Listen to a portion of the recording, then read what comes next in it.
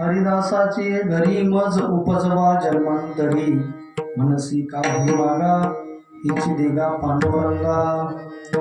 संता लोटांगणी जाताला जनको मनी, मनसी काही मागा हिची देगा पांडुरंगा. तुका म्हणे अंगी शक्ती देई नाची रंगी, मनसी काही मागा हिची देगा पांडुरंगा.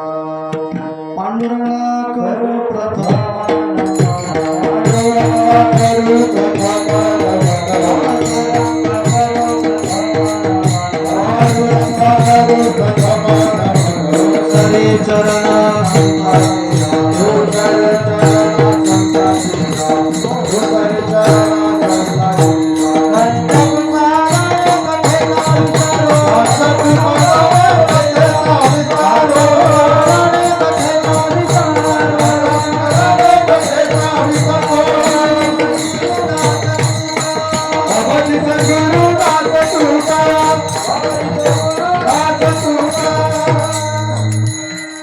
जयांचे केलिया स्मरण होय सकळ विद्यांचे अधिकरण, तेची वंदो श्री चरण श्री गुरूंचे. ते नमस्कारोनी आता शरण शरण एकनाथा, पायी माथा ठेविला नका पाहू गुण दोष झालो दास पायांचा. संपाद्य ज्ञानं च विधाय भक्तिं, विलोकितो येन समाधिराजः. वैराग्यवंतं सुविचारयुक्तं, नमामि जोगं क्षीरसागरं. मस्तक हे पायावरी या वारकरी संतांच्या, हरिदासाची घरी मज उपजवा जन्मांतरी, मनसे काही मागा हेच देगा पांडुरंगा. भगवान श्री पंढरीनाथाच्या सेवेकरता आजच्या या कीर्तन रूपी सेवेला जो अभंग निवडलाय तो अभंग श्रीमंत संत जगद्गुरु तुकाराम महाराज यांच्या अभंग गाथेतील मागणीपर नावाचं जे प्रकरण आहे त्या प्रकरणातील अत्यंत चिंतनीय अभंग सेवेकरता निवडलाय. प्रस्तुत अभंगात जगद्गुरु तुकोबाराय भगवान पांडुरंगासमोर पंढरीनाथासमोर 3 प्रकारच्या अत्युच्च आदर्श आणि अद्वितीय मागण्या मागतात.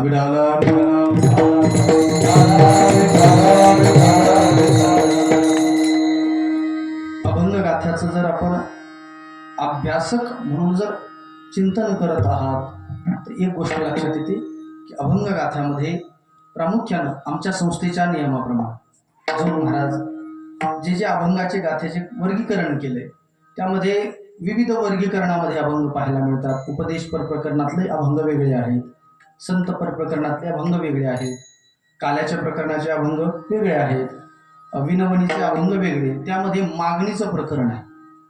मग अशी मी मोजले जवळजवळ 147 अभंग भरतात. अद्वैती तो नाही माझे समाधान इथून सुरुवात होते. समचरण दृष्टी दुसरा अभंग असा क्रमवारीने अभंग येतात. तर या अभंग आज जो अभंग सेवेकरता निवडलाय तो मागणीपर प्रकरणातला. बसलेली मंडळी म्हणतील महाराज आम्हाला ते शिळीचे घरकुलाचे प्रकरण माहिती आहेत, पण हे कोणतं प्रकरण आहे? अर्थ सांगतो ऐका. जेव्हा एखाद्या भक्ताने भक्ती केली की देवासमोर त्या भक्ताला त्या सेवेच्या द्वारा काहीतरी मागण्याचा अधिकार मिळत असतो. आज महाराजांनी खूप सेवा केली आणि भगवंताने आग्रह धरला, महाराज इतक्या वर्षापासून आपण सेवा करतात तर काहीतरी या सेवेच्या मोबदल्यात मागा. खूप वेळा आग्रह झाला म्हणून आजच्या अभंगात महाराजांनी मागणी केली. 3 प्रकारच्या मागण्या आहेत. त्याचं आपल्याला मर्यादित वेळेत चिंतन करायचे. तत्पूर्वी थोडासा परिहार. येथे नाही खोटा चालत परिहार, जानसी अंतर पांडुरंग शुद्ध भावा नरके सुचवावा परिहार. उमटे साचार अनिके ठाया. या न्यायानं भगवान श्री पांडुरंगाच्या कृपेनं, गणपती बाप्पाच्या आशीर्वादानं, साधू संतांच्या आशीर्वादानं, आदरणीय हरिभक्तीपरायण श्रद्धेय केशव महाराज गुजर बाबा यांच्या मार्गदर्शनाखाली आणि आव्हाने गावातील भजनी मंडळी त्याचबरोबर ग्रामस्थ मंडळी यांच्या सहयोगातून संपन्न होत असलेला अखंड हरिनाम सप्ताह ग्रंथराज ज्ञानेश्वरी पारायण सोहळा तथा रामायण गाथा भजन आणि रामायण होतं ना, संत चरित्र. विठ्ठल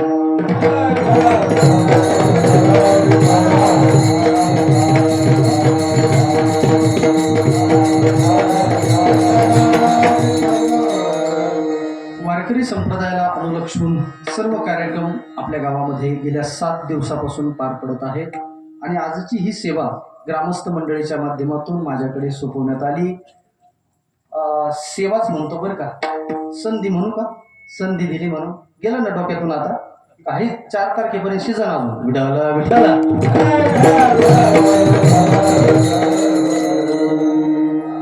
मला काय सांगायचं, ही सेवेकरता मला आपण संधी उपलब्ध करून दिली. आपलं हे जे सप्ताहाचं वर्ष आहे यंदाचं 34वं वर्ष आहे आणि या 34व्या वर्षातील ही उपांत्य दिवसाची म्हणजे मागणीची सेवा, जागराची सेवा, IPL चालू आहे, DC ची मॅच चालू आहे, सेमीफायनल म्हणा. विठाला विठाला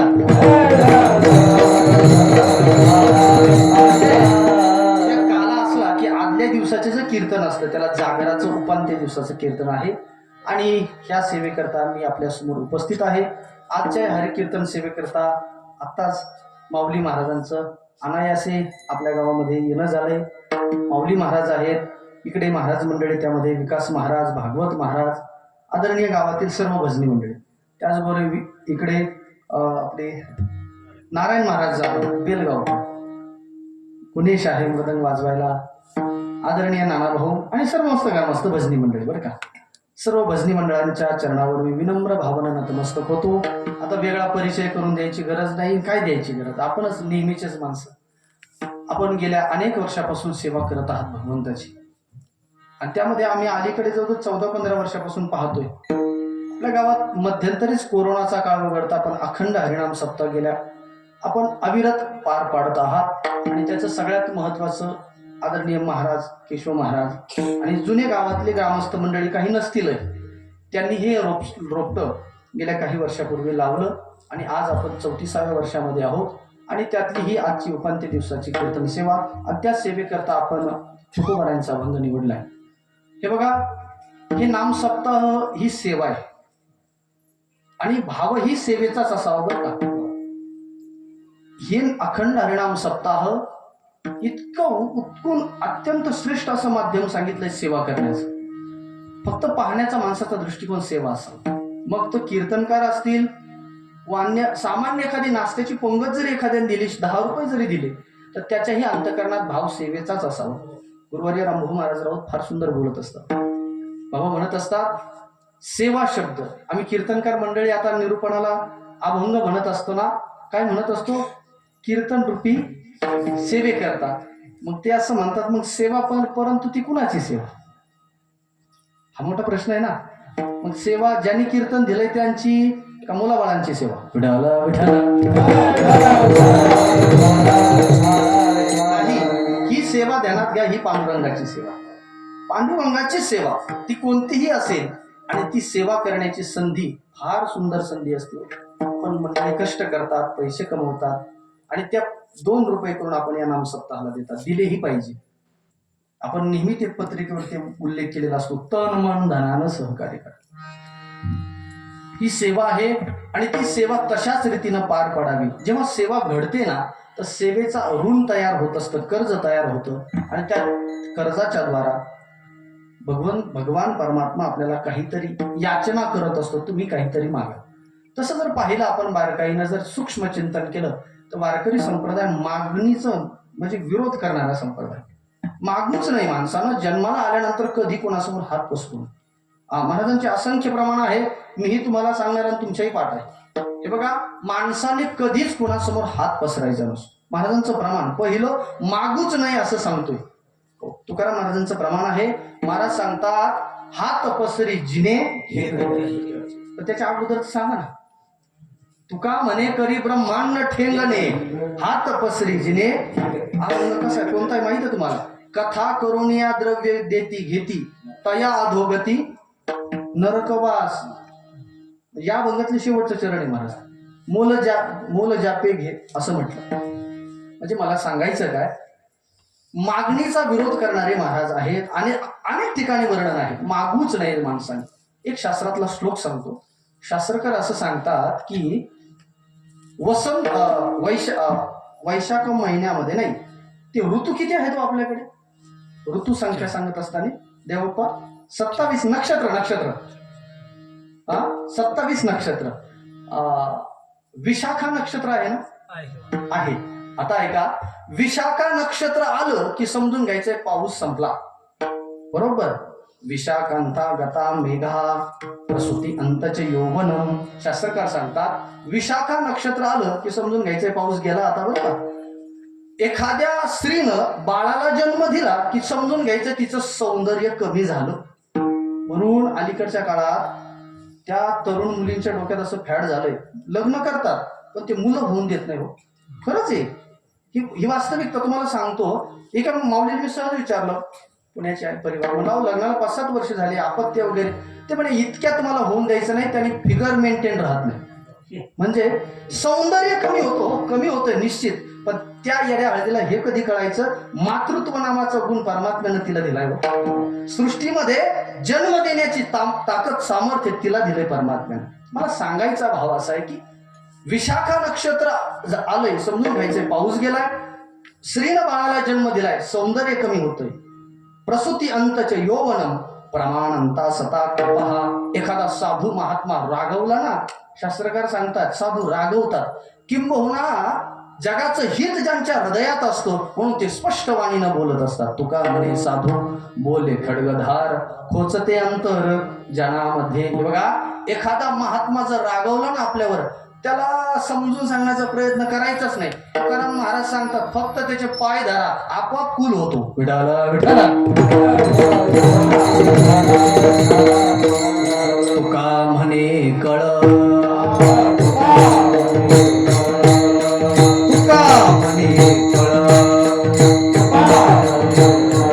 पाय धरलिया तळे बळ. पाय धरलिया तळे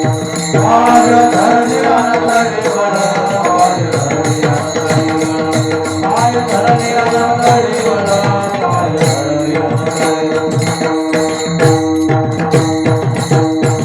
एखादा महात्मा जर रागवला ना, या ठिकाणी आपल्या जवळच गड होता आणि कुटुंबासी भाऊंचे कीर्तन आपण ऐकले असते.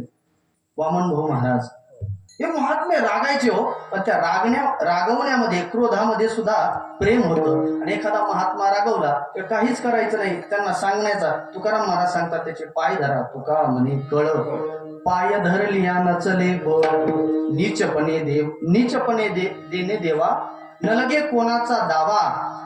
महापुरे झाडे जाती तेथे लवाळे. ह्या जो ताठरपणा आहे ना, तो सगळ्या क्षेत्रात अडचणीत येतो. लोक म्हणतात नमस माणूस मोठा आहे, लई ताई ठेव.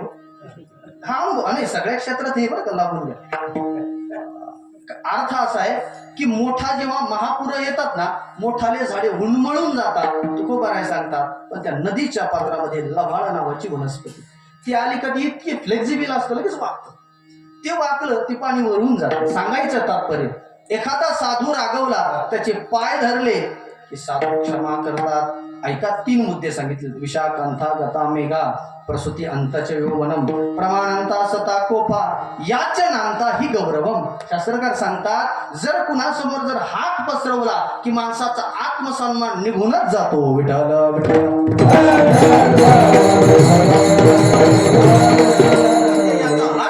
माणसानं जीवनात कधीच कुणासमोर हात पसरायचा नाही. मी प्रमाण दिले हात पसरजिने नित्याचे. तुकाराम महाराज अनेक ठिकाणी वर्णन केलंय, कधीही माणसानं कोणासमोर हात पसरू नये. असे हात पसरू नये, मागणी मागू नये असे म्हणणारे जगद्गुरु तुकोबाराय. परंतु तेच तुकाराम महाराज काही ठिकाणी असं म्हणतात, देवासमोर काही मागू नये आणि काही मागितल्याशिवाय राहू नये. देवा अखंड तुझाच प्रचार केलाय, हो पक्ष नाही बदलला देवा, असं तुकाराम महाराज म्हणते. बरं, तुमचंच बटन दाबतोय देवा दर वर्षाला तुमचं, असं तुकाराम महाराज म्हटले. तुमचा प्रचार घेतोय, तुमची पताका वागवतोय देवा आणि तुमचेच म्हणवून घेतोय देवा. आणि जेव्हा मागण्याची वेळ येते ना पांडुरंगा, दुसऱ्याच्या दारात जायचं आमच्या जीवनाला धिक्कार असो, असं भोपळ्याच्या अभंगात एक महाराज म्हटले. विठाला विठाला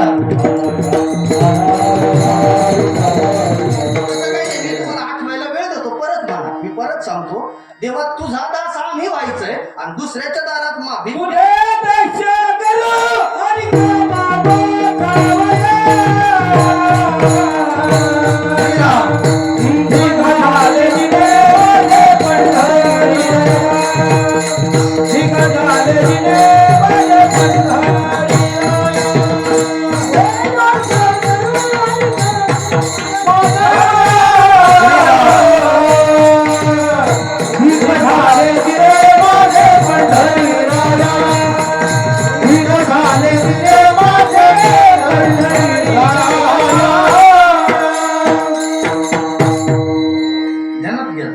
पावसाने होतं बरं गाव काय पावसाने गोठा त्यांचा हा तर म्हणून गोठ्याला लागले ते बघा, देवा तुझं दास्यत्व स्वीकारायचंय आणि दुसऱ्याच्या दारात आम्ही कसं काय जमायचं देवा तुझे दास्य करू आणि मागो खावं या म्हणजे पूर्व पक्ष महाराजांनी असा मागितला की मागणी करायची नाही आणि तेच तुकाराम महाराज 147 अभंग आहे हो मागणीच्या प्रकरणातली मागणी करतात म्हणजे हा तर विरोधाभास वाटतो ना महाराज. याचा आम्ही समन्वय कसा साधायचा तर उत्तर ऐका. हे बघा, देवासमोर माईक लटक काहीच मागायचं नाही आणि देवाच्या संबंधानं जे जे लागेल ते मागितल्याशिवाय राहायचं नाही.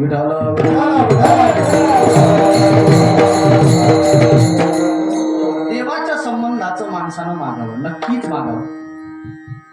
मलाही परिचय असेल आमच्या आदरणीय स्वामी महाराज भारतानंद स्वामीजी महाराज माऊली 2012ला आपल्याकडे पहिल्यांदा मला माझ्या स्वामीजींनी दिलेला एक गुरुमंत्र सांग. जीवनात स्वामीजी पहिल्यांदा येऊन गेले, नंतरही अनेक वेळा आले.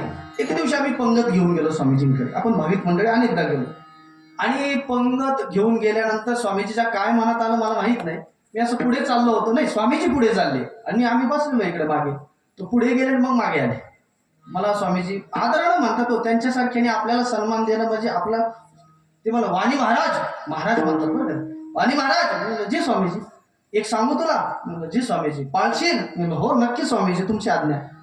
म्हणजे जीवनात परमार्थ जर खरा परमार्थ करायचा असेल ना कधी समाजासमोर असा हात करू नका. विधान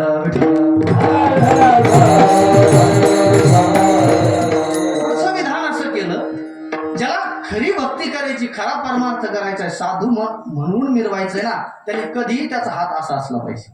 मला हे सांगायचंय, जीवनात कोणत्याही क्षेत्रात माणसाने याचना नाही करायची, मागायची नाही, अजिबात मागू नये. वारंवार त्याचा तिरस्कार लोक करत असतात, परंतु तेच तुकाराम महाराज आज देवाच्या दारात काहीतरी मागतात. याचा अर्थ तुकाराम महाराजाला गरज म्हणून नाही, मग तुम्हा आम्हाला कसं देवासमोर मागावं नाही काय देवासमोर मागावं हे कळण्याकरता मागून दाखवतात.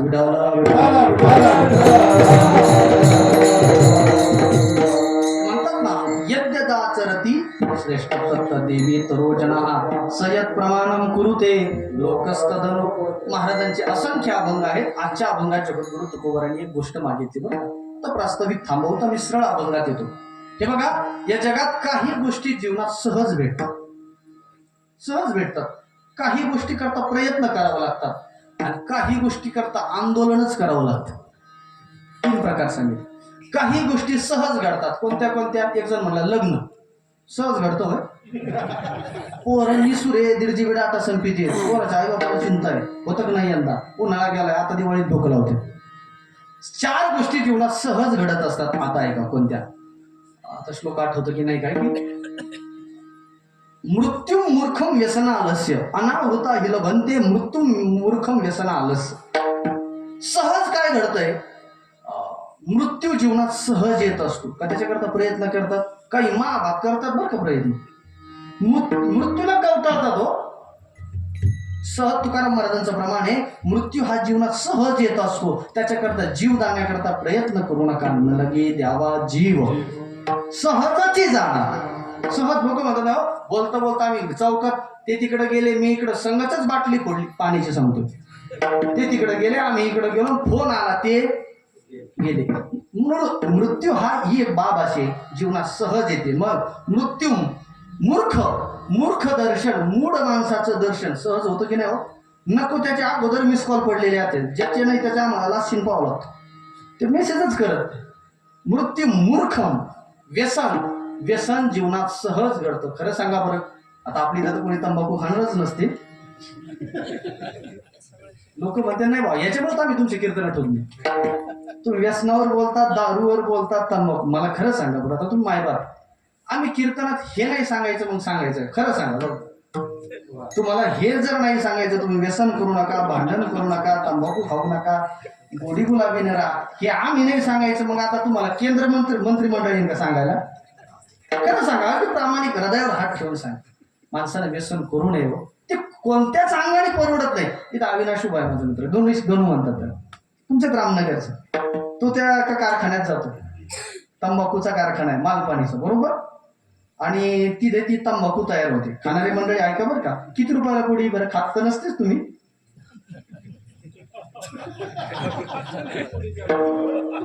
कितीला आहे?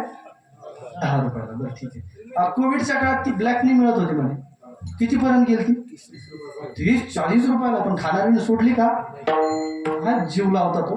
त्याने किलोचं माप सांगितलं मला, तर महाराज किमान 1000 रुपये किलो असते बरं का तंबाखू.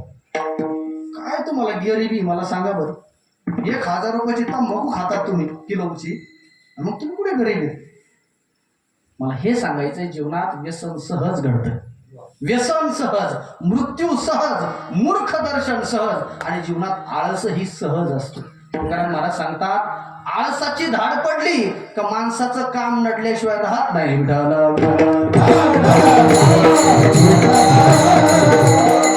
खूप आळशी माणसं आहे समाजामध्ये, इतकी आळशी की जुन्या, आता त्या काळात पाहतोय मोबाईल, कीपॅडचे मोबाईल होते अगोदर, कीबोर्ड, ते प्रेस करावं लागायची बटन, कधी कधी फोन यायचा, हात म्हणजे याला दाबायची वेळ यायची तरी फोन उचलायचा. पण आता स्क्रीन टच मोबाईल, नुसतं स्क्रोल करायचं. आळशी झालेत माणसं. हे असं कीर्तन लागत आहे तुम्हाला, मला माहिती. आमचे शेखर महाराज एक उदाहरण सांगतात, ते सांगू का? आळशी माणसं, 2 आळशी माणसं निघाली, पुढे फिरायला निघाली, आणि जाता जाता दमले बुवा म्हणून एका झाडाखाली विश्रांतीला पडले. ते जे झाड होतं ना, ते कशाच होतं माहितीये? जांभळाचं होतं. काळे भोर जांभळ. जांभळाच्या झाडाखाली झोपले. कर्मधर्म संयोगाने एक जांभळ पडलं एका जणाच्या नाकाच्या आणि ओठाच्या मध्ये बरोबर पडलं. काळं झार जांभूळ, गोड. आता तो आळशीच ना, बराच वेळ झाला, पण त्याने हाताने खाली तोंडात नाही टाकलं. शेजारच्याला म्हणतोय, ए रामभाऊ, तोंड काय थोडं जांभळ ढकलतो का? मला सांगा किती जेसीबी लागते ते ढकलायला? पण तो आळशीच ना, तो रामभाऊ त्याच्यावर आळशी. तो म्हणतो, अर्ध्या तासापासून कुत्र माझं तोंड चाटतंय, तू अगो त्याला हाड घाल.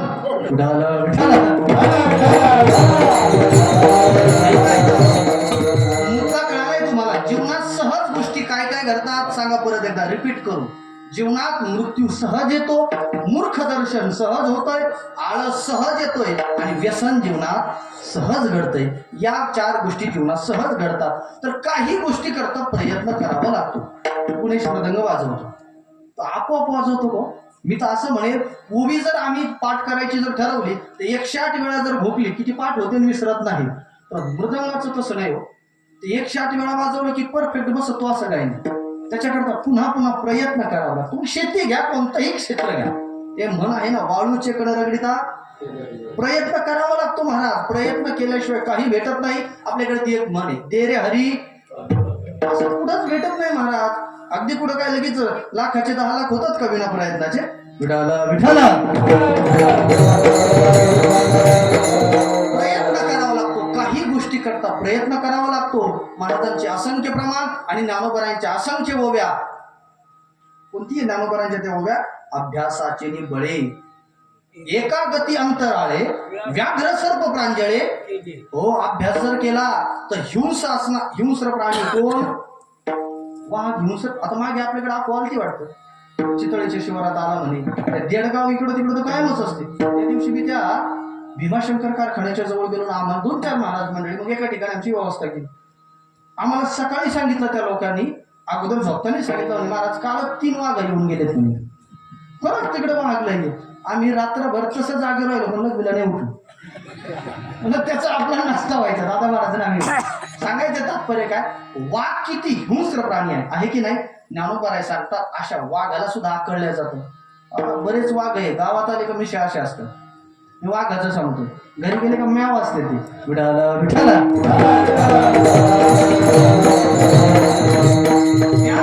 सर्व प्रांजळे केली, एके चांगदेव महाराजांचं उदाहरण आहे. अभ्यास केला, पाटावर बसले आणि हातामध्ये सर्प घेतला की नाही हो, अभ्यासानं काय होत नाही हो.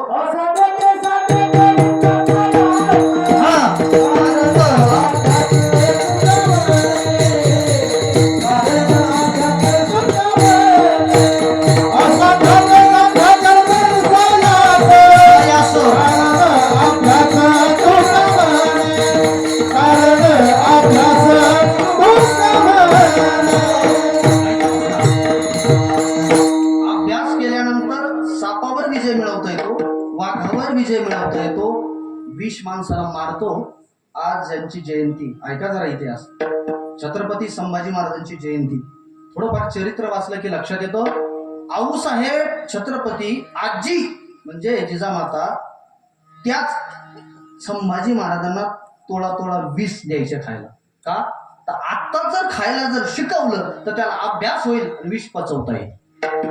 विष की आहारी पडे समुद्री पाय वाट जोडे. अहो अभ्यास केला आपल्याला जमिनीवर चढता येत नाही. मला तर ते नितीन गडकरी साहेबाला पत्रच लिहून पाठवा वाटतंय, रस्ता रुंदीकरण करा. बरेच मंडळी गावात येताना सरळ येतात, नंतर त्यांना रस्ता पुरत नाही. आपण जमिनीवर चालता येत नाही हो, पण अभ्यास केला की माणसं पाण्यावर चढतात. नाही नाही, पाण्यावर ज्ञानेश्वरी वाचली हो.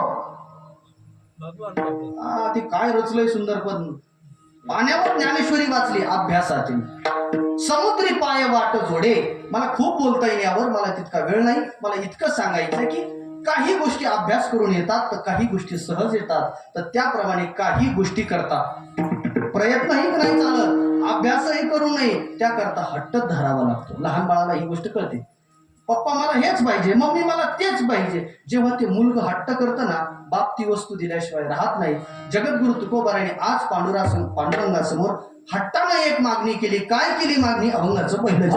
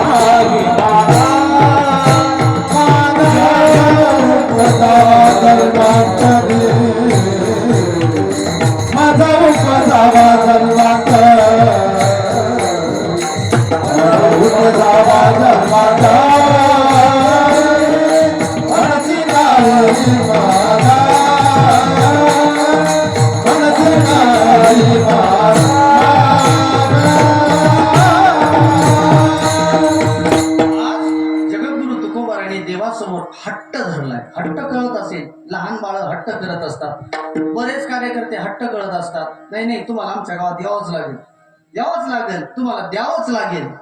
ते देते, फक्त आश्वासन देते. आता आता तुम्ही बिनधास्त झाले ना. आता काय 4 तारखेपर्यंत तुम्हाला घोर नाही, कशाच्या घोर मारत. आता एक्झिट पोल पाहते, कोणाचं काय कोणाचं काय. खरंच सांगतो, आपले माणसं याच्यातच गेले ना. त्यामुळे आपल्याला काय ते गुजरातचे लोक पाहावं पुढे का चाललं, ते त्यांचा व्यवसाय करतात ना. तितकं लोणचं सारखंच खाल्लं पाहिजे. ऐका, आपला तो विषय नाही. आपलं काय चाललंय विषय हट्टाचा. जाऊ दे, आता काल परवा सण झाला, कोणता हो? अक्षय तृतीया. बऱ्याच माता माऊलींनी हट्ट केले असते. नाही नाही नाही, पैठणी नाही येवल्याची तर कुडूक मिडूक नाही का, किलो 2 किलोचा हट्ट केला असेल ना. नाही नाही, तोळा काय परवडतंय, 75 ला गेले आता. मग 8-10 ग्रॅम तरी घ्यावंच लागेल, नाही तर ब्लॉक करून टाक. आताच्या काळातला राग व्यक्त करायचं म्हणजे ब्लॉक करून टाक. मला सांगायचं तात्पर्य, हट्ट नाट नावाचं जे प्रकरण आहे बाबा, मी कुणाच्या मुखातून ऐकलंय, राऊत बाबाचं सांगितलंय आणि करणे माऊलीनं पण सांगितलं. गाथ्यामध्ये जवळजवळ 61 नाट आहेत, फार मोठं अभंग. नाट म्हणजे काय? नाश शब्दाचा अर्थ आहे हट्ट. भगवंतासमोर हट्ट केलाय तुकाराम महाराजांनी. हे बघा, भगवत भक्त देवाकडे हट्ट करतो, श्रीपतीकडे हट्ट करते, बालकही पिताकडे माताकडे हट्ट करतात. कधी कधी राजा सुद्धा हट्ट करतोय. 2000च्या नोटा बंदच. विठाला विठाला श्री हट्ट, बाल हट्ट, राज हट्ट, आदी आदी हट्ट. म्हणजे एखादी गोष्टी मागणी पूर्ण करून घ्यायची असते का हट्ट केल्या जातो. आज जगद्गुरु तुकाराम महाराज पांडुरंगासमोर जातात आणि हट्ट करतात. देवा तू म्हणतोय ना माग काहीतरी, मग देवा मला हेच दे. काय? हरिदासाची ये घरी मज उपजवा जन्मांतरी. पहिल्या चरणात आवडे, देवा मला हरिदासाच्या घरात जन्म घाल. हे हरिदास म्हणजे काय हो? ते आपल्या ते वडूल्यालाच ना, ते हरदास नावाचे लोक आहेत. ते काय घर झालं की ते ठोकायला येतात असत. त्यांना मी विचारलं तुमचं नाव काय? ते आमचं आडनाव हरदास आहे म्हणे. म्हटलं तुम्ही कुठले? ते म्हणे मूळचे आम्ही पंढरीचे. आणि मला पंढरपूरला गेल्यावर कळालं तिथे बोधेबाबाच्या तिकडे जात असताना हरदास वेश आहे. हरदास वेश आहे म्हणजे जे हरीचे दास त्यांना काय म्हणायचं? हरदास. ज्यांचं हरीवर अतीव प्रेम आहे, ज्यांच्या ठिकाणी आस नाही, मोह नाही, चिंता नाही, काहीच नाही, त्यांना काय म्हणायचं? हरी तैसे हरीचे दास. नाही तया भय मोह चिंता आस, होवणी राहते उदास बळकटकास भक्तीची. देवा मला चांगल्या कुळात जन्म घाल. पहिल्या चरणात मागणी करतात. प्रश्न असा आहे का हो महाराज, चांगल्याच कुळात जन्म का? तर उत्तर आहे का हो, चांगल्या कुळात जन्म भेटल्यावर चांगले संस्कार भेटतात. वांगल्या कुळात जन्म झाल्यावर काय होतंय हो? फजितीच होते ना हो. चांगल्या कुळामध्ये हो प्रत्येक आईंना बापानं हाच विचार करावा. आपल्याला देवाने चांगल्या कुळात जन्म घातला नसेल असेल माहित नाही, पण आपण आपलं कुळ असं पवित्र करायचंय. हरिनाम घेतलं की कुळ पवित्र होतं. हरिपाठामध्ये अभंग आहे. काहीतरी सांगा की मला. विठाल विठाल परंपरा त्याचे पण कधी झाकली मुठराव द्या. 2.5 लाखाची भाव वाढलेत सध्या. ऐका हो, जो पारमार्थिक आहे त्याचं कुळ पवित्र, कुळाला धन्यता दिली जाते.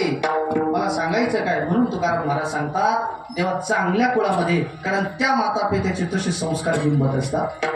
एक उदाहरण सांगत असतो. आई वडिलांचे संस्कार मुलामध्ये असतात. वेगळं नाही. मला आश्चर्य याचं वाटतं, लोक जगाला ब्लेम करतात. नाही नाही, गावात गेलं आणि बिघडलं पोरगं, पोराच्या संख्येला लागलं बिघडलं. तू काय करतो? मुलगा तुझा आहे ना, तुम्ही चांगले संस्कार द्यावे. नाही नाही, इथं बरेच लोक आहेत. मी आता इथे मला जरा होम ग्राउंड असल्यामुळे जास्त षटकार मारता येईल. मला सिंगल डबल रोटेट करून राहिलं. दुसऱ्या गावात गेलो तर मोकळं बोलतोय, आम्हाला काय तिथं काही टेन्शन नसतं. पण खरं सांगतो, जगाला दोष देऊ नका हो, तुमचं पोटचं आहे ना. तुम्हीच त्याच्यासमोर तंबाखूला चुना लावतात आणि मग म्हणतात नाही नाही मुलं फार व्यसनी झाले. असं कसं काय चालायचं? अजिबात चालणार नाही. मला गुरुजींचं आठवण येते, आपले शाबाजी कोळगे गुरुजी. मला लहानपणातल्या काही गोष्टी अशा पीठ बसल्यात कानात. अगोदर समाजाला नंतर बोलायचं, तुम्ही अगोदर कृती तुम्ही करायची असते. मला हे सांगायचं, आई वडिलांचे संस्कार मुलामध्ये, आईचे संस्कार मुलीमध्ये असतात. आईला कसं वागायचं असतं, एकमेकाचा आदर केला पाहिजे पती पत्नीनं. आता हे पण आम्ही सांगायला पाहिजे का तुम्हाला? म्हणजे प्रपंच कसा करावा हे ब्रह्मचारी कोणी सांगून नाही चालणार. पत्नीनं पतीची आज्ञा मानावी. दोघांमध्ये बोलत असताना मुलाला जवळ करू नका. काय बोलायचं ते व्यवस्थित शांततेत बोला. तुम्ही धवधव येतात मग काय म्हणतात, पोरावरती संस्कार होतात. मला सांगायचं तात्पर्य, त्या कलकत्ता शहरामध्ये एक दाम्पत्य राहते, पती पत्नी. माणसाचं त्या व्यक्तीचं नाव आहे विश्वनाथ दत्त आणि त्या स्त्रीचं नाव आहे माहेश्वरी दत्त. त्यांना एक मुलगा आहे. त्या मुलाचं नाव आहे पूर्वाश्रमीचं नरेंद्र. छोटंसं 4-5 वर्षाचं लेकरू. बाबा मला काहीतरी खायला घेऊन जा ना, आणायला घेऊन जा. बाप त्या मुलाला घेऊन निघाला. त्या कलकत्त्याच्या शहरामध्ये, पेठातून दुकानामध्ये ते छोटंसं लेकरू बापाची करंगळी धरली, विचारतंय कुतूहलानं, बाबा हे काय हो? बाबा ते काय हो? पतीचे उत्तर द्यायचे, बाळा हे आहे ते आहे. घडीभर त्यांच्याच मनात हा भाव आला. सुपडा त्यांच्या मनामध्ये भाव आला, काय माझं एवढंसं लेकरू हो, किती त्याला कुतूहलानं विचारतंय हे काय ते काय. आणि तेवढ्यातच तिथे इंग्रजांचं आपलं राज्य होतं ना. किती वर्ष होतं? 150. त्यांचं यवनाचं 700 वर्ष. तर ते 150 वर्ष राज्य इंग्रज करत होते. इंग्रजाचा टांगा तिथून चालला. इंग्रज अधिकारी टांग्यातून जायचे. पण तो टांगा चालला, तो टांगा समोर दिसला त्या बाळाच्या. हळूच कोणत्या बापाने सहज विचारलं, बाळा हे काय ते काय तुला सांगितलंय, तुला मोठं झाल्यावर काय व्हायचं ते सांग. आता मुलाच्या समोर टांगा दिसल्यानंतर ते बँडवाल्यासारखे त्यांचे कपडे ते इंग्रज अधिकाऱ्यांचे, बाबा मला तो टांग्यावाला व्हायचं. जे ते दिसतं ना तसंच हवं वाटतंय महाराज. आता IPL पोरामध्ये मला विराट कोहली हवं वाटतंय, माग पोर असे चालायचे का हॉरिझॉन्टल, ती म्हणे मला पुष्प हवं वाटतंय. विठाला काय आता पाहतो सप्ताहाचं वातावरण आहे. आता आजही 2-4 पोर आले होते आश्रमात, दरवर्षीचा नियम बरं का महाराज आजच म्हणले, हे सप्ताह असलं का आमच्याकडे भरती ओढी येते, आपलेच पोरं येतात 4-2 दिवस येतात, शेळी पाडी त्यात पकवायची, आम्ही येऊन द्या म्हणत असतो. आता काय पण ते सप्ताहाचा काळ कमी झाला की मग आता त्यांना वाटतं महाराज व्हावं, गुणेश पखवाज वाजवतोय, हे पोरं उभे राहतात, त्यांना जे दिसतंय तसं व्हावं वाटतं की नाही. स्वाभाविक आहे. त्या बाळाला सुद्धा तो टांग्यावाला दिसला आणि परिणामी तो काय म्हणतोय, मला बाबा मला टांग्यावाला व्हायचं. राग आला त्या बापाला, झिडकारलं बाळाला, मागं आणलं घरी, दुकानात नाही गेलं आणि आईच्या स्वाधीन केलं. आईला काय म्हणते त्यांच्या पत्नीला, मुलाला नीट शिकवा. विचारलं म्हणे काय व्हायचं, तर म्हणतोय मला काय व्हायचंय, टांग्यावाला व्हायचं. बापान दिलं सोडून. हे बघा बापाच्या कोर्टात निकाल नाही लागला का आईच्या कोर्टात केस टाका, क्लीन चिटच मिळते. आईनं जवळ घेतलं, मला खरं सांग तुला काय व्हायचं. आई मला ना टांग्यावाला व्हायचं. आईने त्याला काहीतरी खायला दिलं, 5-10 मिनिटं जाऊ दिले, पुन्हा आई त्याच्या जवळ गेली, मला खरंच सांग तुला काय व्हायचं. आई का मला खरंच सांगतोय मला टांग्यावाला व्हायचं. आईनं लक्षात आलं याच्या डोक्यात काय बसलाय, टांग्यावाला. अर्धा तास जाऊ दिला आणि मग परत आई त्याच्याकडे आली, बाळा सांग ना नरेंद्रा तुला काय व्हायचंय. आई ग मला खरंच सांगतो मला टांग्यावाला व्हायचं, दंग झालंय माझा, तर मला टांग्यावाला व्हायचं. आईनं त्या बाळाला उठवलं, घरामध्ये घेऊन गेले आणि भिंतीवर एक फोटो लटकवलेला होता. फोटो कोणता होता सांगू तुम्हाला, एक रथ होता आणि एका रथ आहे आणि त्या रथाचं सारथ्य भगवान कृष्ण करतोय आणि पाठीमागे कोण बसलंय, अर्जुन. आईनं त्या मुलाला सांगितलं, बाळा तुला टांग्यावाला व्हायचं असेल ना तर मला वचन दे, असा टांग्यावाला होशील. बोट कृष्णाकडे घे. महाराज त्या येवल्याच्या मुलाने क्षणाचाही विलंब न लावता आईला वचन दिलं, आई आम्ही तुला वचन देतोय अगदी तसाच टांग्यावाला होईल. पुढे तो मुलगा कोण झाला माहित आहे, स्वामी विवेकानंद. तो नरेंद्रच स्वामी विवेकानंद. आता ऐका, मग याच्या पुढे जाऊन सांगायचं, ह्या टांग्यावाल्यानं एकालाच गीता सांगितली. कुणाला, अर्जुनाला. महाराज विवेकानंदाने एकाला गीता नाही सांगितली, सबंध विश्वामध्ये गीतेचा प्रचार प्रसार केला. याला संस्कार म्हणतात.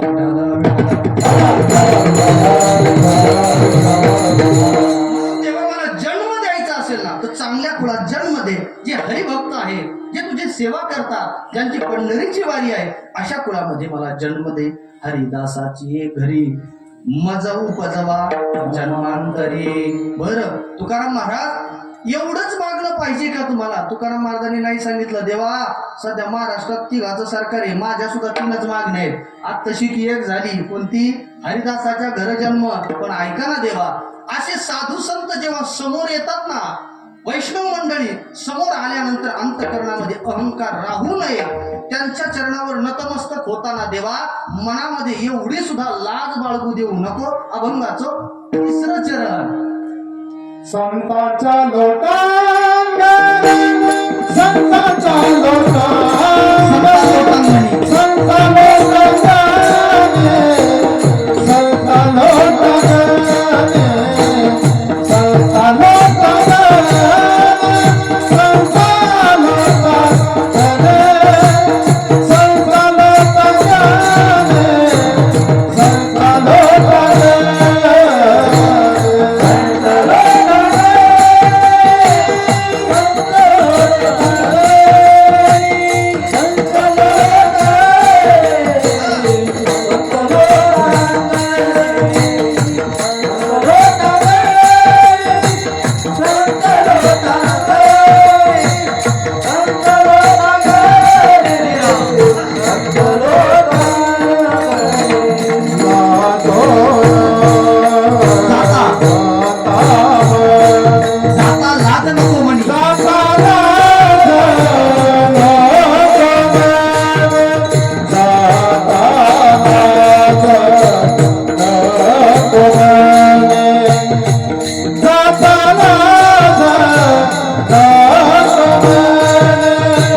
Namaste.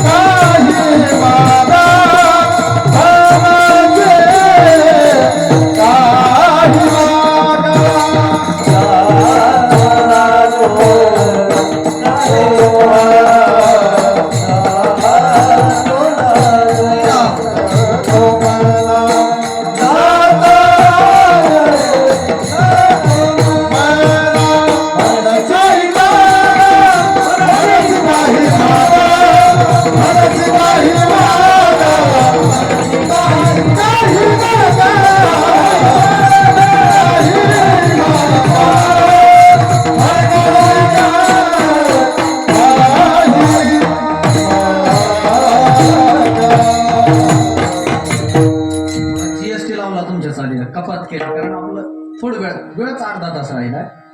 तिसऱ्या चरणात आलो आपण, पहिल्यावरून तिसऱ्या. काय की पहिल्या चरणात महाराजांनी एक मागणी केली. कोणती? हरिदासाच्या कुळात जन्म. आणि नुसता हरिदासाच्या कुळात जन्म देऊन उपयोग नाही देवा. साधू संत समोर आले की अंतकरणामध्ये सद्भाव निर्माण व्हावा आणि त्यांच्या चरणावर माथा ठेवावा वाटतो. कधी पण माणसाने एक गोष्ट ध्यानात ठेवायची. आता आम्ही फक्त गुरुमुखात शिकलोय आणि शिकतोय.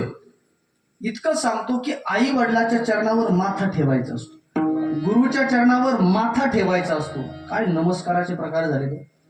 पूर्वी नमस्कार कसा असायचा? 2 हात, तिसरं मस्तक, त्याच्यातही 8 अंगाचा नमस्कार. त्याला काय म्हणतात?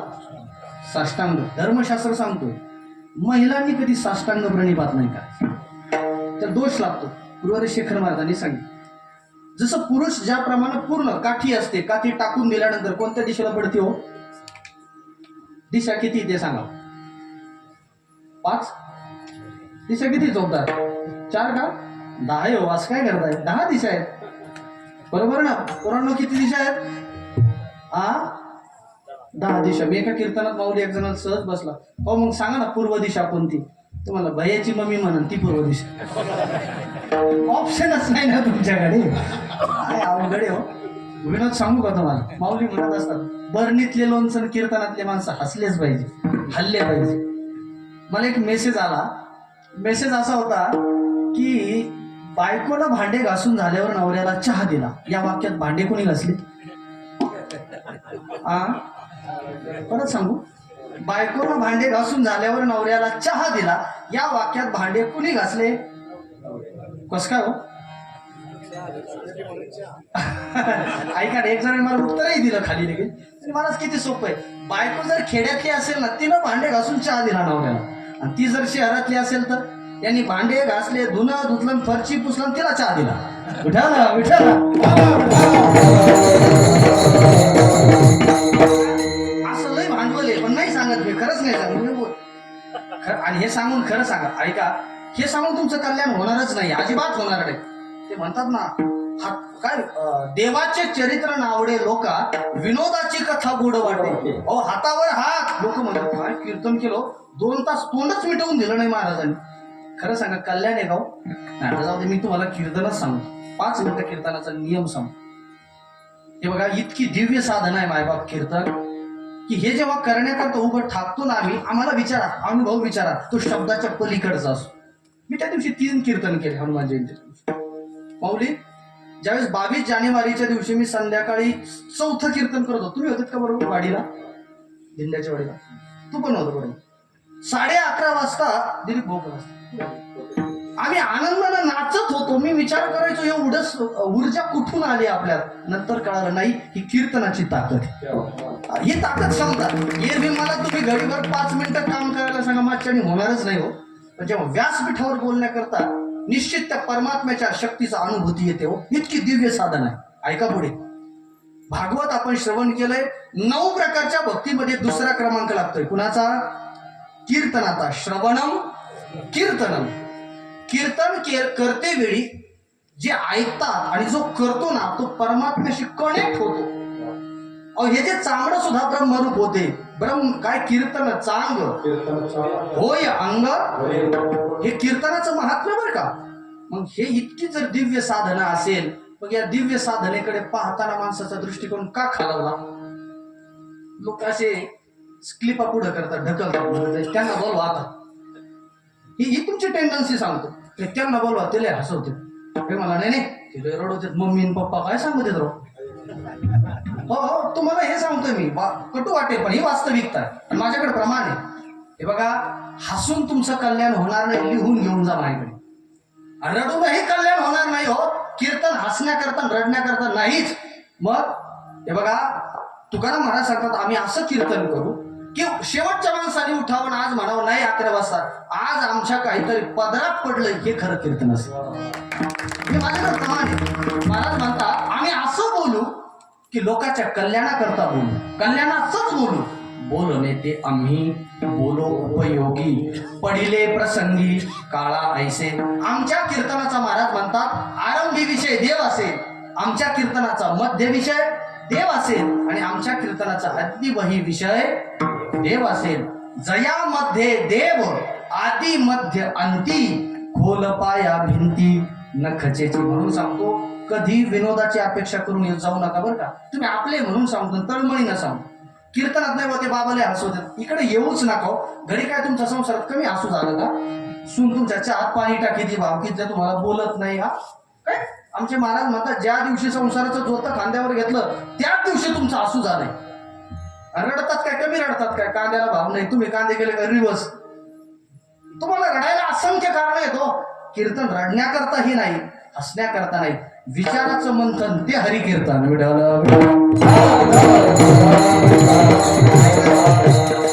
विषय कुठून झाला बघा. दंडवत साधू महात्मा वैष्णव दिसला की त्याच्या चरणावर दंडवत घालायचं. दंडवत दंडा परी.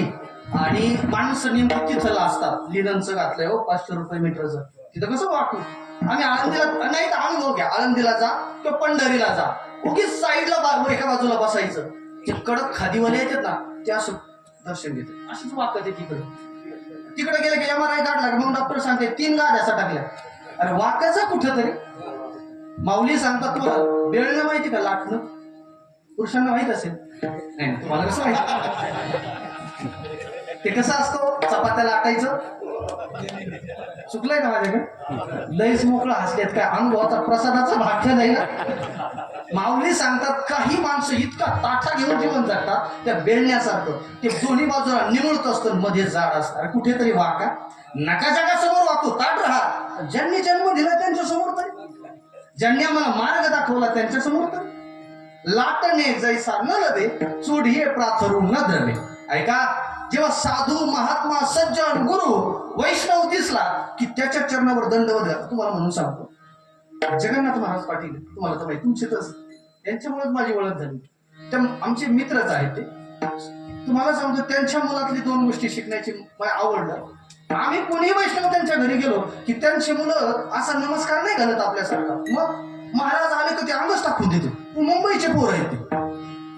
काय गुण आहे तो घेण्यासारखा. हे बघा साधू महात्मा माता पिता दिसले की माणसानं लाजायचंच नाही. लाजे नका थारा देव कोणी. तुकाराम महाराजांचं प्रमाणे या लाजेनं अनेकांना काय केलंय चुकीच्या मार्गाला घेऊन गेले. जिथे लाजायला पाहिजे माणसं तिथे लाजत नाही. विषयाचं भोग घेताना लाजायला पाहिजे तिथे माणसं लाजत नाही. आणि परमार्थामध्ये माणसाने लाजलं नाही पाहिजे. आम्ही कुठं टाळ घ्यावं. आम्ही कुठं सप्त्यात यावं. मग तिकडे जातो कोण सप्त्यात नाही यावं. लोक लाज वाटते हो. इकडे यायला लाज वाटते. मला हे सांगायचं आपल्या अभंगाचा भाग. संता लोटांगणी जाता लाज नको मनी. दुसरी मागणी केली देवा संत सत्पुरुष महात्मे दिसले का ते दिसल्यानंतर त्यांच्या चरणावर लोटांगण घालताना लाज नको वाटायला. विठोबा रखुमाई. टाळी वाजवा. मागचे मंडळी लाजू नका. टाळी वाजवायला.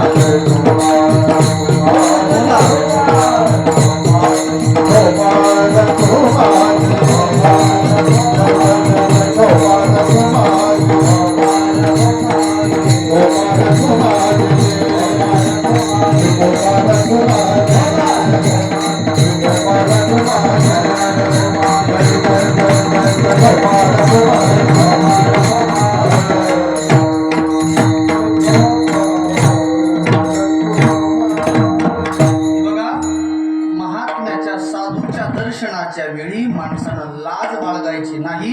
आणि तेव्हा ती लाज माझ्या मनात येऊ देऊ नको. दुसरी मागणी केली.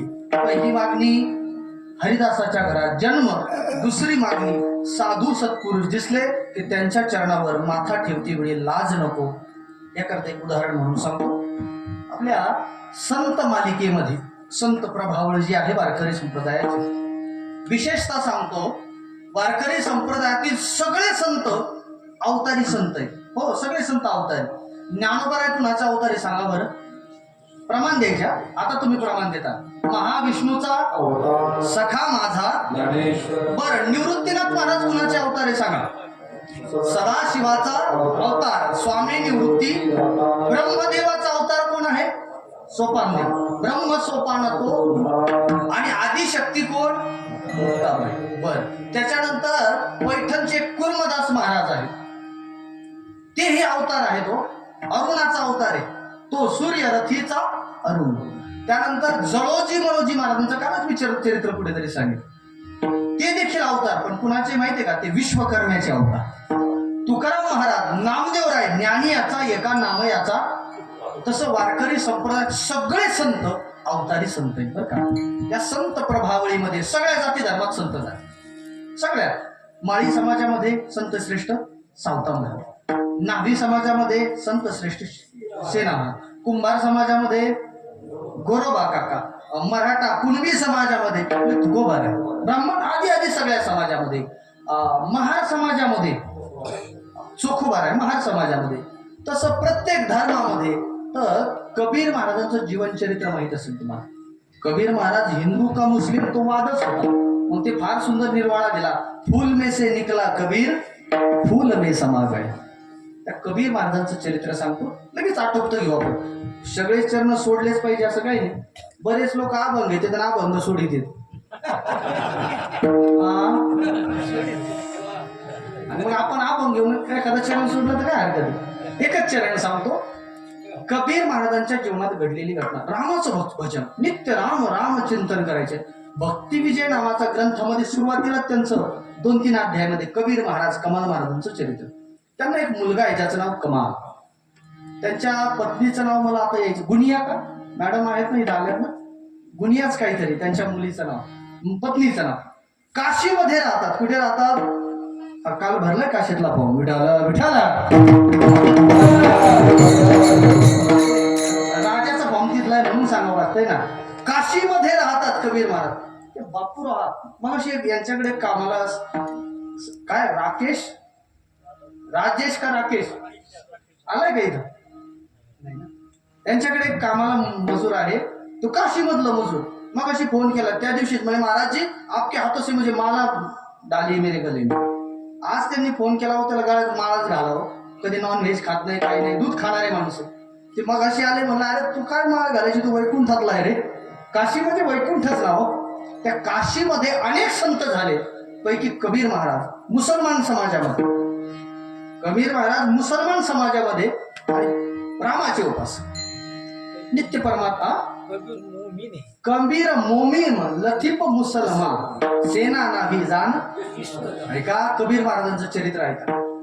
महाराज नित्य परमात्म्याची भक्ती चिंतन. एके दिवशी काय झालं, कबीर महाराज आणि त्यांची पत्नी मुलगा संध्याकाळी जेवण झाले, झोपले. आणि अचानक हे जे संत आहेत ना, ज्ञानोबराय, नामदेव महाराज, त्यामध्ये सावता महाराज, हे संतांची तीर्थयात्रा सुरू होती. आता ते तीर्थावळीचं प्रकरण फार मोठं. पण ते तीर्थयात्रा करत करत काशीमध्ये पोहोचले. आणि काशीमध्ये पोहोचले, पण वेळ किती झाली? मध्यरात्री. किती? 2 प्रहर प्रमाण आहे ते. कबीराच्या घरी आले संत जन, रात्र झाली 2 प्रहर. रात्र मध्यरात्री वैष्णव मंडळी आले. कबीर महाराज उठले, आपल्या पत्नीला उठवलं, उठ, अरे संत येते घरात. म्हणा प्रमाण आहे ना, तोची दिवाळी दसरा अनायासे संत आलेत. आणि तुला माहिती आहे का कोणते संत आले? ज्यांनी भिंत चालवली, ज्यांनी रेडा बोलवलाय, ते माऊली आलेत ग. उठ. पत्नीला उठवलं, मुलाला उठवलं. ज्ञानोबा तुकोबा आहे. आणि नंतर कळालं माऊली जेवण नाही केलं. हो माऊली काय कमाल हो. मला कालही मला ते आश्चर्य वाटलं. मी ते बोललो सुद्धा नगरला कीर्तनामध्ये. ज्ञानोबा समाजाची रीत सांगू, जेव्हा गरज होती ज्ञानोबारायला तेव्हा भिक्षा दिली नाही. कोणी एक जण मला, आळंदीच्या लोकांनी. नाही हो, समाजाने दिली नाही. समाज अगोदर चुकी करतो, नंतर आरती करतो. समाज कालक्रीडेमध्ये याच्याहीसाठी एक प्रमाण आहे. आधी चुकी मग घडे आठवण, तुका म्हणे जनपरिचय. अगोदर चुका करतात आणि मग म्हणतात नाही महाराज आम्हाला नव्हतं बोलायचं. आता भीतर पडल्यासारखं बोलला. असं नसतं ना. हा नियम आहे. जेव्हा ज्ञानोबारायला गरज होती ना, त्यावेळेस नाही दिलं लोकांनी अन्न. आज आम्ही निष्ठं ज्ञानोबाराय म्हणू द्यावं, पंचपक्वान्न खाऊ घालतात लोक. आम्हाला आश्चर्य वाटते. उदाहरण म्हणून, माहिती म्हणून सांगतो. माऊली महाराज बसले. संध्याकाळी कधीतरी आळंदीला जा, संध्याकाळी जा. 7 वाजताला एक आरती असते, बरोबर माऊली? 7 वाजता पूजा असते ना माऊलींची. 7 वाजता बरोबर 7 वाजले सगळी मंडळी टाळ्या वाजवणार. ती पूजेची वेळ असते. आणि त्यावेळी ज्ञानोबारायला एक नैवेद्य दिला जातो. माहिती कोणाला? फुटाण्याचा, शेंगदाण्याचा आणि फुटाण्याचा. एक जण म्हणा असं का केला जातो, तर उत्तर मला असं सांगितलंय की ज्ञानोबाराय जेव्हा काहीच मिळालं नाही, आळंदीकरांना खायला दिलं नाही, तेव्हा केळगावचे जे लोक आहेत 3 किलोमीटर गाव, तिथल्या एका सतग्रस्ताला दया आली, 4 लेकरं आले, तो उपवासी कसे झोपवायचे म्हणून त्यांनी शेंगदाणे आणि फुटाणे घेऊन आले ज्ञानोबराय. आजही ज्ञानोबरायला तो नैवेद्य दिल्याचा. अशी खूप खूप इतिहास आहे. आज ज्ञानोबराय संत उपवासी आहेत म्हणून काशीमध्ये आले. कबीर महाराजांनी पत्नीला उठवलं, मुलाला उठवलं, माऊली थोडा वेळ द्या बरं का, पटकन जेवणाची व्यवस्था करू. पत्नीला सांगितलं कर लवकर स्वयंपाक कर. तुम्ही मालक सगळं जेवून झालंय, घरात पीठही नाही हो, गहू नाही, तांदूळ नाही, काहीच नाही. मग तुम्ही बाजारातून घेऊन या. आता मला सांगा 12 वाजता बाजार चालू असतो, मग दुकानातून घेऊन या. आता 12 वाजता कोणती दुकान उघडी? कबीर महाराज म्हटले काळजी करू नको, मी घेऊन येतो. कबीर महाराजांनी पिशवी वगैरे काहीतरी घेतली, मुलाला बरोबर घेतलं आणि कबीर महाराज मध्यरात्री दुकान शोधत गेले. त्या काळात वाणी लोकांचे दुकान असायचे. मला काही गावात गेले विचारतात तुम्ही कोणते वाणी? म्हणलं आम्ही सरळ वाणी हो, बाकीचे वाणी नाही, मी साधे सरळ वाणी. गुरुवारी माझे गुरुवारी वैद्यभाऊ पांडुरंग महाराज वैद्य. अहो स्मरण झाल्याशिवाय कीर्तनच होत नाही आमचं. मी जेव्हा बाबाकडे गेलो, बाबाची आठवण काढायची, ते केशव बाबाची आठवण काढायची आणि मला म्हणायचे विकास महाराज कोण आहे रे? त्यांचं ते बोलणं असं, बाबा मी वाणी. कोणता वाणी? असं बाबा म्हणायचे. म्हणजे दुकानदार वाणी का अमका वाणी? मी म्हणायचं नाही हा वाण्याचा वाणी. मग ते म्हणायचे केशव बाबाच्या गावातला. पूर्वी वाणी लोकांच्या दुकानं असायच्या. मग त्या दुकानामध्ये तो दुकानदार झोपलेला ना, आता दुकान बंद, रात्री पुढे दुकान चालू असते का? कबीर महाराजांनी विचार केला आता दुकानदाराला कसं उठवावं आपण. मग आपण एक काम करू ना, बाळाला सांगितलं आपण दुकानच फोडू. अहो त्यांनी दुकान फोडलं आणि मग दुकान फोडल्यानंतर काय काय लागेल ती सामग्री स्वयंपाकाला? पीठ लागेल, डाळ लागेल, गूळ लागेल, तेल लागेल, सगळं काही भरलं. आणि आता बाबा आता काय करायचं? निघाले पिशवी घेऊन. तर तेवढ्यात मुलाच्या डोक्यात विचार आला बाबा आपण यांचं दुकान फोडलंय आणि असं जर दुकान टाकून जर निघालो तर कुणीतरी येईल या दुकानातलं सगळं लुटून घेऊन जाईल. किती प्रामाणिक चोर होते हो, चोर किती, इथे चोर नव्हते. मग काय करायचं बाबा? ते दुकानदार झोपलाय वट्यावर, त्याला उठवू का आपण? गेले महाराज, कमाल महाराज त्यांचे सुपुत्र गेले आणि त्या दुकानदाराला उठले. ओ बाबा उठा ना, ते तुमचं दुकान तुम्ही सांभाळा, आम्ही चाललो म्हटले. कबीर महाराज त्या दुकानाच्या त्या वरती कशांतरी जिन्यानं चढले, कमाल पिशवीवरती टाकली. मुलगा कमाल चढणार तर तो दुकानदार उठलाय ना, त्याने बरोबर त्यांचे पाय ओढले. कुणाचे? कमाल महाराजाचे पाय ओढले. कबीर महाराज वरती हात ओढतायत आणि हा पाय ओढतोय दुकानदार. शेवटी मुलगा म्हणतोय बाबा आता हा काय मला सोडणार नाही, तुम्ही घेऊन जा ते सामान, कारण हे जर सामान पोहोच झालं नाही तिथले संत उपवाशी राहते, आपल्याला पातक लागेल. विनमुख गेली या अतिथी नेही सुकृताची. तुम्ही ते सामान घेऊन जा, माझा विचार करू नका. पण बाबा ऐका ना, आता जर ह्या दुकानदाराला कळालं की मी कबीराचा मुलगा आहे, उद्या लोक वारकऱ्यांवर विश्वास ठेवणार, वारकरी चोर आहे म्हणतील. मग बाबा तुम्ही ते कमराला काहीतरी हत्यार आणलं होतं ना, मग बाबा एक करा, त्या हत्यारानं माझं मुंडकं कापून काढा, शिरच्छेद करा. मुलानं म्हणावं बापाला, करील का हो बाप? सांगा ना करील का? महाराज पर्यायच नव्हता. बाबा पाहू नका माझ्याकडे, माझं मुंडकं वेगळं करा धडाच्या, म्हणजे मी ओळखून पटली नाही पाहिजे हा कुणाचा चोर कोण होता. महाराज बापाने क्षणाचा विलंब. महिपती महाराजांचं चरित्र वाचल्याच जात नाही हो पुढे, मला मी परत सांगत असतो हे चरित्र. कबीर महाराजांनी स्वतःच्या कमरेचं ते धारदार शस्त्र घेतलं आणि स्वतःच्या मुलाच्या नरड्यावर ओढलं, मुंडकं धरलं, एका हातात ती सामानाची पिशवी आणि घेऊन गेले. मला सांगा कसं असेल हो त्या कबीर महाराजांच्या मंडळीनं ते पत्तीनं पाहिलेलं दृश्य. विचारलं कमाल पुढे, हा तो पाठीमागून येते, ते दाखवलंच नाही. हे सामान घे, जेवू घाल, स्वयंपाक कर. सगळा स्वयंपाक केला, जेवू घातलं ज्ञानो भरायला. सगळे संत विश्रांतीला गेलं आणि मग शेवटी विचारलं का हो बाळ नाही आलं आपलं, कुठे बाळ? मग तेव्हा कबीर महाराजांनी त्या मुलाचं मुंडकं पत्नीसमोर. कसं असेल ते दृश्य? त्या आईनं हंबारडा फोडला, रडू नको म्हणे, संत झोपले, साधू झोपले. मग पूर्ण इतिहास सांगितला. बाळांनी वारकरी उपवासी जाऊ नये म्हणून सांगितलं बाबा माझं शिरच्छेद करा. कबीराने खंडोनी गरड गुरुजी फार गुडा म्हणून म्हणायचे. मग रात्रभर झाकून ठेवलं महाराज ते. तिथे 2 जण रडत बसले. सगळे ज्ञानोबराय सगळे संत उठले. प्रातः काळामध्ये ते स्नानाकरता वगैरे गेले. भागीरथीच्या तीरावर तोपर्यंत इकडे बोबाटा झाला. काय? कुणीतरी दुकान फोडली, दुकान फोडली. मग राजापर्यंत निरोप गेला. राजानं सांगितलं ज्याने दुकान फोडली त्याला सुळावर द्या. मग सुळावर द्यायचंय कुणाला आता? धडाला. हे तुम्हाला म्हणजे दंतकथा वाटेल पण ती वास्तव कथा आहे. कधी कधी साधू संतांना चमत्कार करावा लागतात प्रचिती येण्याकरता. राजानं फरमान काढलं ते धड घेऊन आणलं बरं का. आणि कुठे? भागीरथीच्या घाटावर. ज्ञानोबराय तुकोबराय नव्हते त्या काळात. ज्ञानोबराय आधी संत तिथून चालले. कबीर महाराजही त्यांच्यासोबत. सकाळचा प्रहर. का समाज एकत्र जमलाय म्हणून विचारणा केली तर उत्तर आलं कुणीतरी एका जणाची दुकान फोडली आणि राजानं त्याला शिक्षा म्हणून आता सुळावर द्यायचं. मग कोण आहे म्हणून नामदेवराय पुढे गेले आणि विचारलं कबीर महाराजांना, हे काय प्रकार आहे सांगा ना. पण तुम्हाला सांगू, ज्या सुळावर द्यायचंय ना तो जो सुळावर बसवण्यात आलं त्या धडाला त्याला मुंडकच नाही हो. आश्चर्य वाटलं.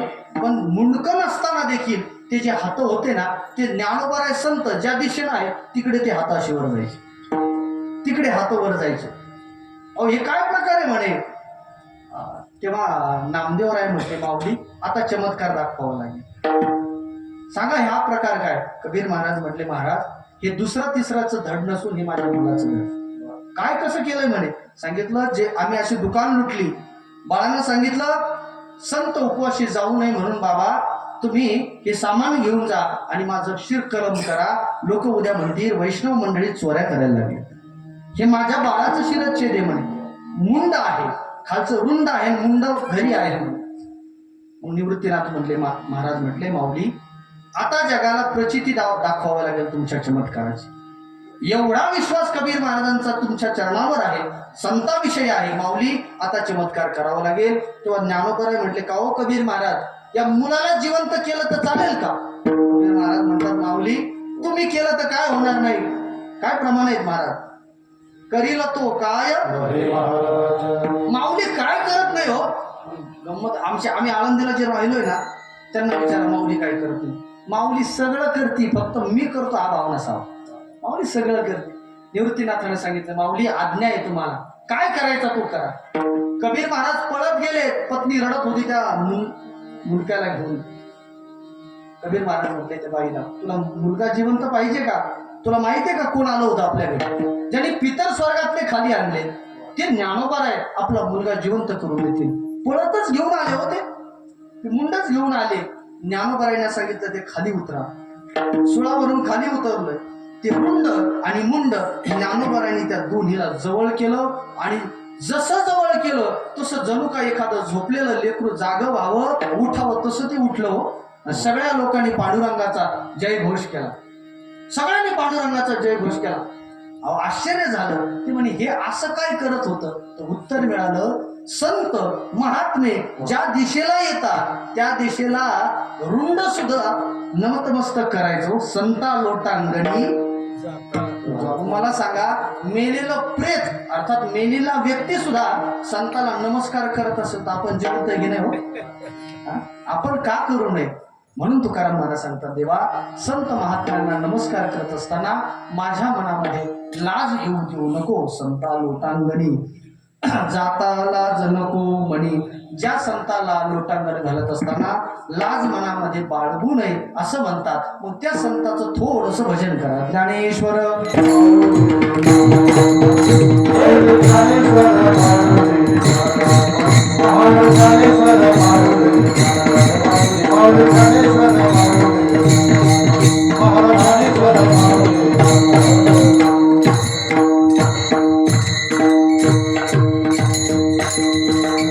संता लोटांगणी जाताला जनको म्हणी. उपक्रम आता उपसंहार करत असताना सांगेल हरिदासाच्या कुळात जन्म एक.